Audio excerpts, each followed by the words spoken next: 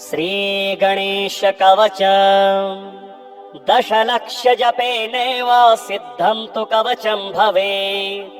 संसार मोहकस्यास्य कवचस्य प्रजापतिः ऋषिश्छन्दो बृहती च देवो लम्बोदरः स्वयं। धर्मार्थकाममोक्षेषु विनियोगः प्रकीर्तितः। ॐ गं हुं श्री गणेशाय स्वाहा मे पातु मस्तकम्। 32 मन्त्रो ललाटं मे सदावतु। ॐ ह्रीं श्रीं गमिति वे सततं पातु लोचने। तालुकं पातु विघ्नेशः सततं च धरातले। ॐ ह्रीं श्रीं क्लीमीति परं सन्ततं पातु नासिके। ॐ गं गं शूर्पकर्णाय स्वाहा पात्वधरौ मम।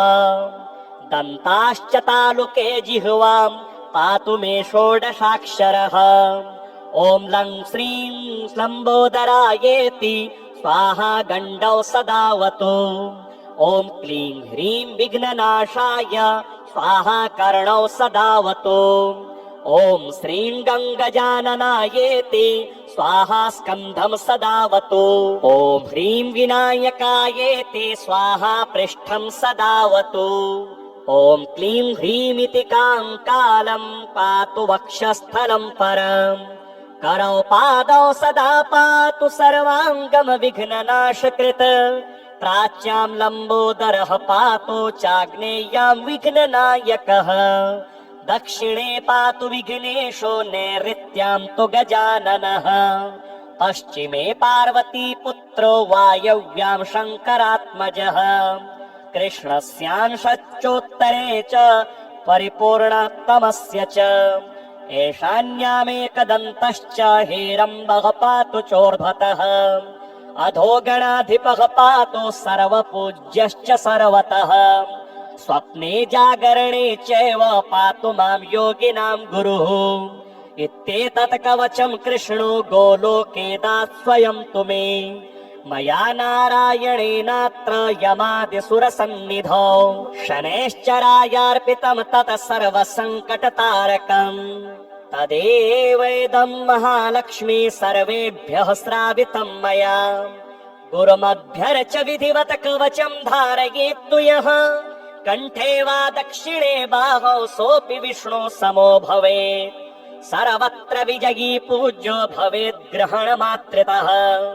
भूतप्रेतपिशाचाश्च कूष्माण्डा ब्रह्म राक्षसाः। डाकिनी योगिनी यक्ष वेताला भैरवादयः। बालग्रहाश्चैव क्षेत्रपालादयस्तथा। वर्मणः शब्दमात्रेण पलायन्ते तु भीरवः। ऋजवे गुरुभक्ताय स्वशिष्याय प्रकाशये। अथ गणेशदेवस्याष्टकं वक्ष्ये सुखप्रदम्। यत् पाठकं स्वयं कृष्णो गणेशोऽवति सर्वदा। ॐ नमोऽन्तः सुसत्त्वाय शिवसत्त्वाय ते नमः। ॐ नमः कृष्णरूपाय शैलजाङ्गाय ते नमः। ॐ नमो वृद्धविप्राय सत्त्वसंस्थाय ते नमः। ॐ नमः पिण्डरूपाय न्यस्तचित्ताय ते नमः। ॐ नमः सिद्ध्यधिष्ठाय सर्वविद्याय ते नमः। ॐ नमो गोपुरत्रात्रे मात्राज्ञापाय ते नमः। ॐ नमोऽस्त्वलक्ष्यपित्रे पितृशत्याय ते नमः। ॐ नमः स्कन्धरूपाय कर्यानयाय ते नमः। ॐ नमः शिवपुत्राय सर्वपूज्याय ते नमः। ॐ नमश्चाग्रजार्चाय लड्डुकाद्याय ते नमः। ॐ नमो विघ्ननाशाय मूषकासनिने नमः। ॐ नमो हेतिलाभाय चिरजीवाय ते नमः। ॐ नमो दिव्यवर्ष्मणे भव्यवर्मणे ते नमः। ॐ नमः कवचाप्याय वचोव्ययाय ते नमः। ॐ नमो मङ्गलाढ्याय भक्तिदार्ढ्याय ते नमः। ॐ नमः श्रीगणेशाय श्रीकृष्णाय नमो नमः। इति स्तुत्वा नरो भक्त्यामरो भवति मोक्षगः गणेशवृत्तमित्युक्तम् किं भूयः श्रोतुमिच्छसि। श्रीगणेशलीलास्तुतिः। अद्रिराज ज्येष्ठपुत्र हे गणेश विघ्नहन् पद्मयुग्म दन्त लड्डु पात्र माल्य हस्तक सिंह युग्म वाहनस्तभान नेत्र शोभित कल्प वृक्ष वृक्ष दान दक्ष भक्त रक्ष माम्। एकदन्त वक्रतुण्ड नाग यज्ञ सूत्रक सोम सूर्य वह्नि मेयमान मातृनेत्रक रतन जाल चित्रमाल भाल चंद्र शोभित कल्प वृक्ष दान दक्ष भक्त रक्ष रक्ष माम्। वह्नि सूर्य सोम कोटि लक्ष्य तेज साधिक द्योतमान विश्व हेति वेचि वर्ग भासक विश्वकर्त्र विश्वभर्तृ विश्वहर्तृ वंदिता कल्प वृक्ष वृक्ष दान दक्ष भक्त रक्ष माम्। स्वप्रभाव भूत भव्य भावि भाव भासक काल जाल बद्ध वृद्ध बाल लोकपालक रिद्धि सिद्धि बुद्धि बुद्धि भुक्ति मुक्तिदायक कल्प वृक्ष दान दक्ष भक्त रक्ष रक्ष माम्।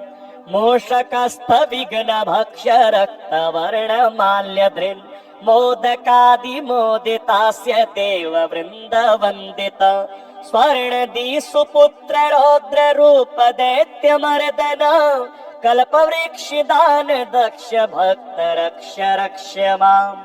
ब्रह्म शंभु विष्णु जिष्णु सूर्य सोमचारण देव दैत्य नाग यज्ञ लोकपाल सस्तुत ध्यान दान कर्म धर्म युक्त शर्म दायक कल्प वृक्ष दान दक्ष भक्त रक्ष रक्ष माम्। आदिशक्ति पुत्र विघ्न राज भक्त शंकर दीनानाथ दीन लोक दैन्य दुःख नाशक अष्ट सिद्धि दान दक्ष भक्त वृत्तिदायक कल्प वृक्ष दान दक्ष भक्त रक्ष रक्ष माम्। शैव शक्ति सांख्य योग शुद्धवादि कीर्तित बौद्ध जैन सौर कार्म पांचरात्र तर्कित वल्लभादि शक्ति युक्त देव भक्त वत्सल कल्प वृक्ष दान दक्ष भक्त रक्ष रक्ष माम्।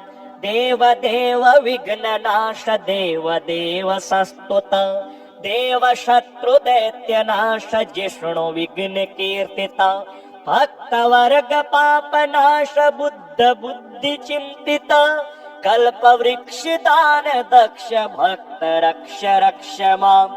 हे गणेश लोकपाल पूजिताम्र युग्मक धन्य लोक दैन्य नाश पाश राशि भेदक रम्य रक्त धर्म सक्त भक्त चित्त पाहन कल्प वृक्ष दान दक्ष भक्त रक्ष रक्ष माम्। ये पठन्ति विघ्न राज भक्ति रक्त चेतसः स्तोत्र राज मेन सोपमुक्त शुद्ध चेतसः ईप्सितार्थ मृद्धि सिद्धि मंत्र सिद्ध भाषितः प्राप्नुवन्ति ते गणेश पाद पद्म भाविता।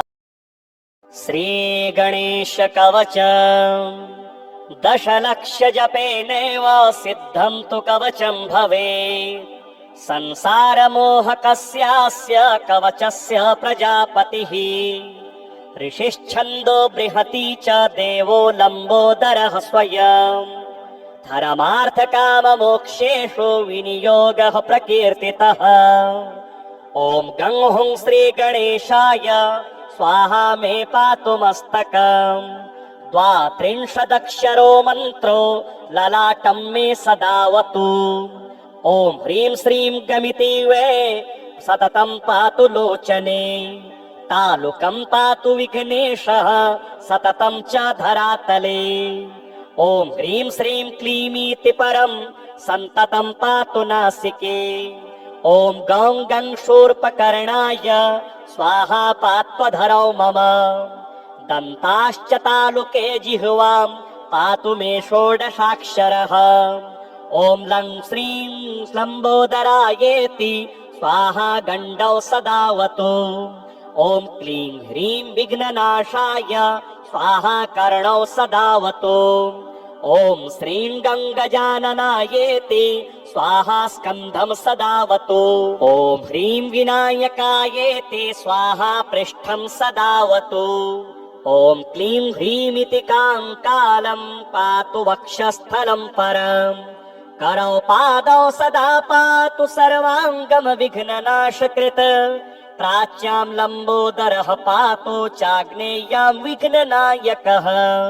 दक्षिणे पातु विघ्नेशो नैऋत्यां तु गजाननः। पश्चिमे पार्वतीपुत्रो वायव्यां शङ्करात्मजः। कृष्णस्यांशच्चोत्तरे च परिपूर्णतमस्य च। ईशान्यामेकदन्तश्च हेरम्बः पातु चोर्ध्वतः। अधो गणाधिपः पातु सर्वपूज्यश्च सर्वतः। स्वप्ने जागरणे चैव पातु मां योगिनां गुरुः। इत्येतत् कवचं कृष्णो गोलोके दात् स्वयं तु मे। मया नारायणेनात्र यमादिसुरसन्निधौ शनैश्चरायार्पितं तत् सर्वसङ्कटतारकम्। तदेवेदं महालक्ष्मी सर्वेभ्यः श्रावितं मया। गुरुमभ्यर्च विधिवत कवचं धारयेत्तु यः। कण्ठे वा दक्षिणे बाहौ सोऽपि विष्णु समो भवेत्। सर्वत्र विजयी पूज्यो भवेत् ग्रहणमात्रितः। भूतप्रेतपिशाचाश्च कूष्माण्डा ब्रह्म राक्षसाः। डाकिनी योगिनी यक्ष वेताला भैरवादयः। बालग्रहाश्चैव क्षेत्रपालादयस्तथा। वर्मणः शब्दमात्रेण पलायन्ते तु भीरवः। ऋजवे गुरुभक्ताय वशिष्याय प्रकाशये। अथ गणेशदेवस्याष्टकं वक्ष्ये सुखप्रदम्। यत् पाठकं स्वयं कृष्णो गणेशोऽवति सर्वदा। ॐ नमोऽन्तः सुसत्त्वाय शिवसत्त्वाय ते नमः। ॐ नमः कृष्णरूपाय शैलजाङ्गाय ते नमः। ॐ नमो वृद्धविप्राय सत्त्वसस्थाय ते नमः। ॐ नमः पिण्डरूपाय न्यस्तचित्ताय ते नमः। ॐ नमः सिद्ध्यधिष्ठाय सर्वविद्याय ते नमः। ॐ नमो गोपुरत्रात्रे मात्राज्ञापाय ते नमः। ॐ नमोऽस्त्वलक्ष्यपित्रे पितृशत्याय ते नमः। ॐ नमः स्कन्धरूपाय कर्यानयाय ते नमः। ॐ नमः शिवपुत्राय सर्वपूज्याय ते नमः। ॐ नमश्चाग्रजार्चाय लड्डुकाद्याय ते नमः। ॐ नमो विघ्ननाशाय मूषकासनिने नमः। ॐ नमो हेतिलाभाय चिरजीवाय ते नमः।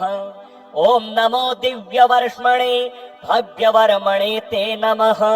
ॐ नमः कवचाप्याय वचोव्ययाय ते नमः। ॐ नमो मङ्गलाढ्याय भक्तिदार्ढ्याय ते नमः। ॐ नमः श्रीगणेशाय श्रीकृष्णाय नमो नमः। इति स्तुत्वा नरो भक्त्यामरो भवति मोक्षगः। गणेशवृत्तमित्युक्तम् किं भूयः श्रोतुमिच्छसि। श्रीगणेशलीलास्तुतिः। अद्रिराज ज्येष्ठपुत्र हे गणेश विघ्नहन्। पद्मयुग्मदन्तलड्डुपात्रमाल्यहस्तक। सिंहयुग्मवाहनस्तभालनेत्रिशोभित। कल्पवृक्षदान दक्ष भक्त रक्ष माम्। एकदन्तवक्रतुण्डनागयज्ञसूत्रक। सोमसूर्यवह्निमेयमान मातृनेत्रक। रतनजाल चित्रमाल भाल चन्द्रशोभित। कल्पवृक्षदान दक्ष भक्त रक्ष रक्ष माम्। वह्नि सूर्य सोम कोटिलक्ष्य तेजसाधिक। द्योतमान विश्वहेति वेचि वर्ग भासक विश्वकर्त्र विश्वभर्तृ विश्वहर्तृ वंदिता कल्पवृक्ष वृक्षदान दक्ष भक्त रक्षमा स्वप्रभाव भूत भव्य भावि भाव भासक काल जाल बद्ध वृद्ध बाल लोकपालक रिद्धि सिद्धि बुद्धि बुद्धि भुक्ति मुक्तिदायक कल्प वृक्ष दान दक्ष भक्त रक्ष रक्षमा मूषकस्थ विघ्न भक्ष रक्त वर्ण माल्य धृन् मोदकादि मोदितास्य देव वृंद वंदित स्वर्णदि सुपुत्र रौद्र रूप दैत्य मर्दन कल्पवृक्ष दान दक्ष भक्त रक्ष रक्षमाम् ब्रह्म शंभु विष्णु जिष्णु सूर्य सोमचारण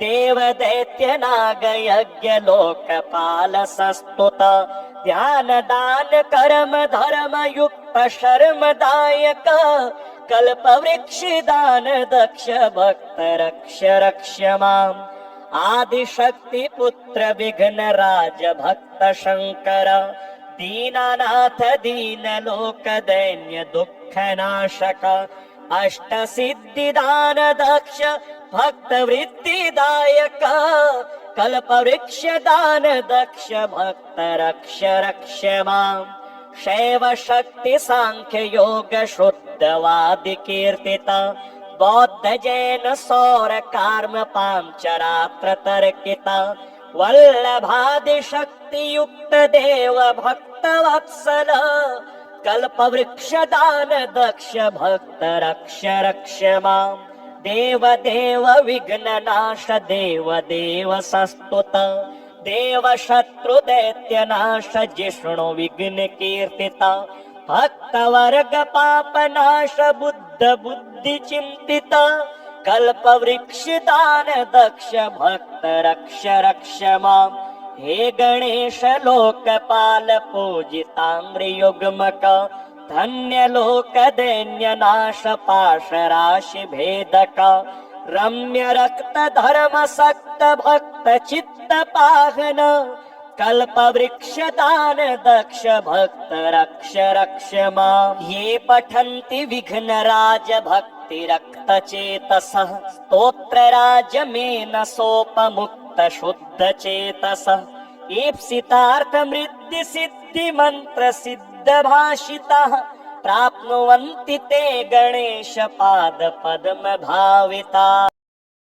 श्री गणेश कवच 10 लक्ष जपेनैव सिद्धं तु कवचं भवेत् संसार मोह कस्यास्य कवचस्य प्रजापतिः ऋषिश्छन्दो बृहती च देवो लम्बोदरः स्वयं धर्मार्थ काम मोक्षेषु विनियोगः प्रकीर्तितः ॐ गं हुं श्री गणेशाय स्वाहा मे पातु मस्तकम् 32 मन्त्रो ललाटं मे सदावतु ॐ ह्रीं श्रीं गमिति वे सततं पातु लोचने तालुकं पातु विघ्नेशः सततं च धरातले ॐ ह्रीं श्रीं क्लीमीति परं सन्ततं पातु नासिके ॐ गं गं शूर्पकर्णाय स्वाहा पात्वधरौ मम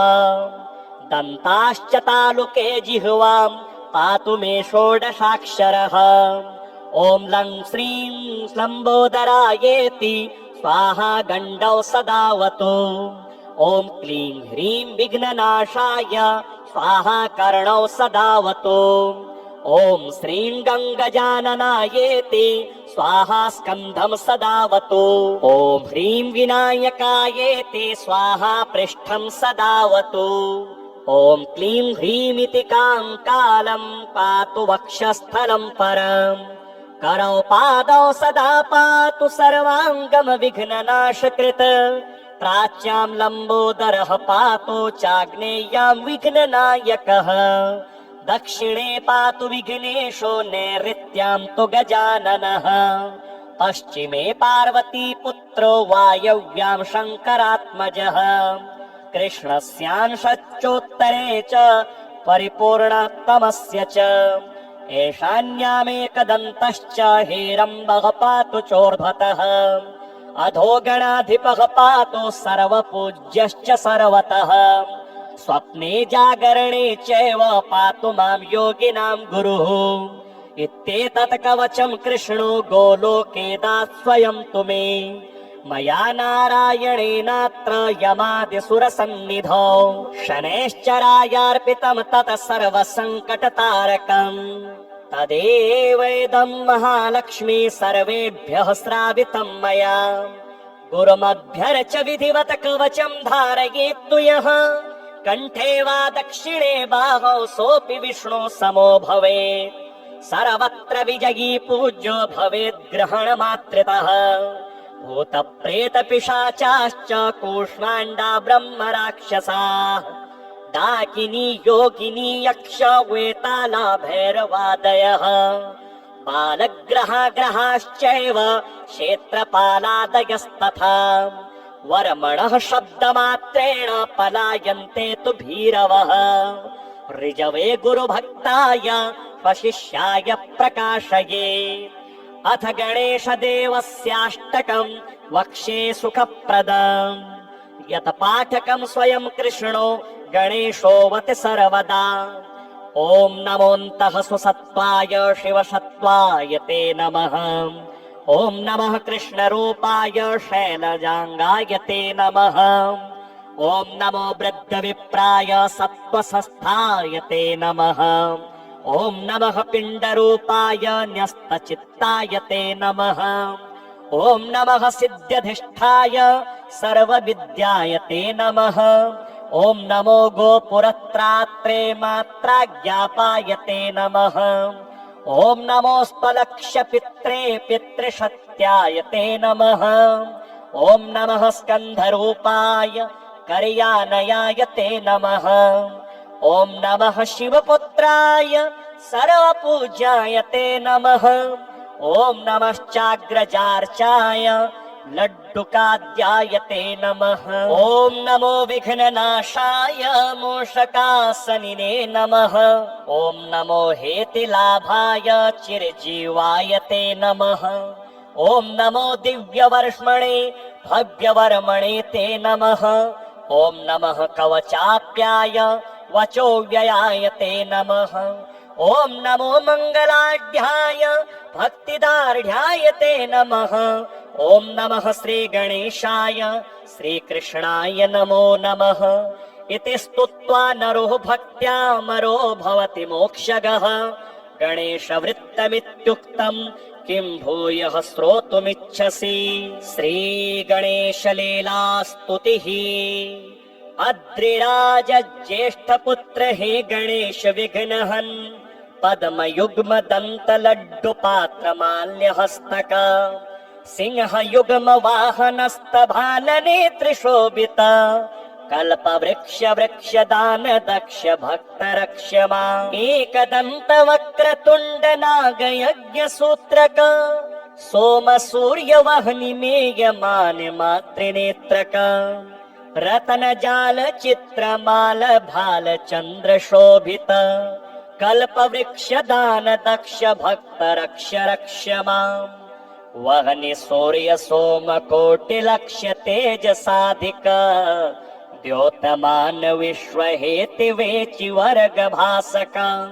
विश्वकर्तृ विश्वभर्तृ विश्वहर्तृ वन्दिता कल्पवृक्षदान दक्ष भक्त रक्ष्यमा स्वप्रभाव भूत भव्य भावि भाव भासक काल जाल बद्ध वृद्ध बाल लोकपालक रिद्धि सिद्धि बुद्धि बुद्धि भुक्ति मुक्तिदायक कल्पवृक्षदान दक्ष भक्त रक्ष रक्ष्यमा मूषकस्थ विघ्न भक्ष रक्त वर्ण माल्य धृन् मोदकादि मोदितास्य देव वृन्द वन्दित स्वर्णदि सुपुत्र रौद्र रूप दैत्य मर्दन कल्पवृक्षदान दक्ष भक्त रक्ष रक्ष्यमाम् ब्रह्म शंभु विष्णु जिष्णु सूर्य सोमचारण देव दैत्य नाग यज्ञ लोकपाल संस्तुत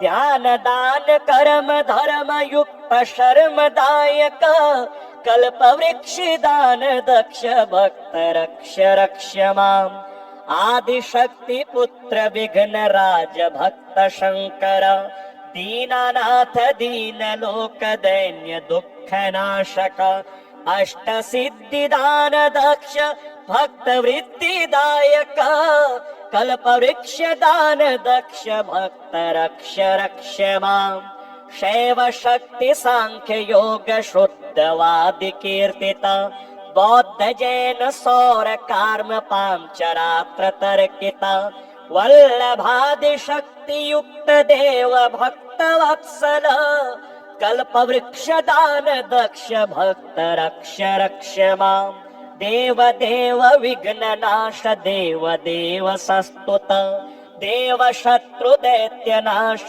जिष्णु विघ्न कीर्तित भक्त वर्ग पाप नाश बुद्ध बुद्धि चिंतित कल्प वृक्ष दान दक्ष भक्त रक्ष रक्ष माम हे गणेश लोकपाल पूजिताम्र युग्मक धन्य लोक दैन्य नाश पाश राशि भेदक रम्य रक्त धर्म सक्त भक्त चित्त पाहन कल्प वृक्ष दान दक्ष भक्त रक्ष रक्ष माम ये पठन्ति विघ्न राज भक्ति रक्त चेतसः स्तोत्र राज मेन सोपमुक्त शुद्ध चेतसः ईप्सितार्थ मृद्धि सिद्धि मंत्र सिद्ध भाषितः प्राप्नुवन्ति ते गणेश पाद पद्म भाविता।